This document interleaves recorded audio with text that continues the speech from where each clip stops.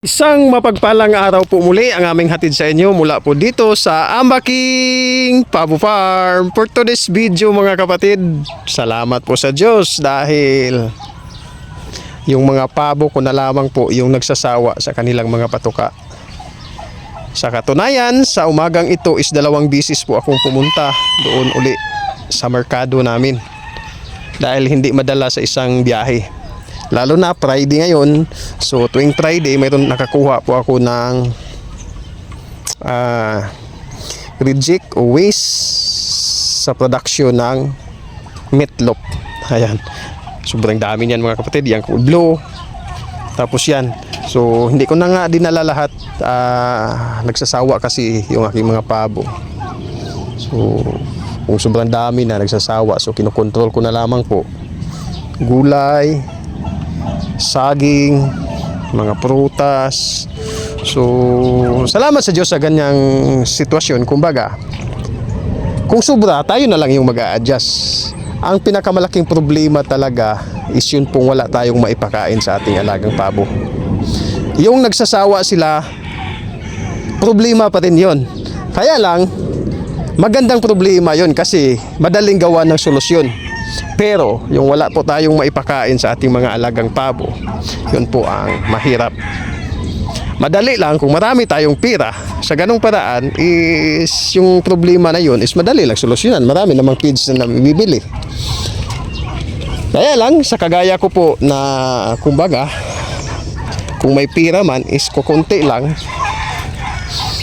Ito po yung aking mga pamamaraan. Ginagawan ko lang ng pamamaraan kung saan nangunguha ako ng mga alternatibong pagkain na hindi po magasto.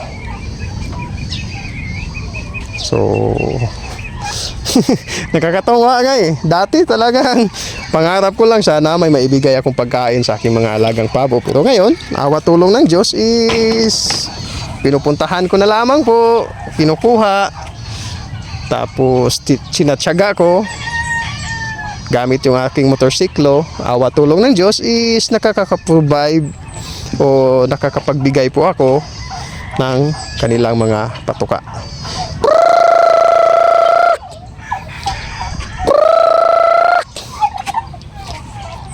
Ayun, busy yung aking mga lagay. Asa na yung iba? Tingnan natin. Ayan. So, ito isang kumbaga ginawa kong panibagong estilo. Instead na ilapag dito sa rin, susubukan ko muna na ganito, patining na pamamaraan para hindi po sila makagala-gala sa malaking area. Kumbaga dito lang muna, naka-isolate po sila.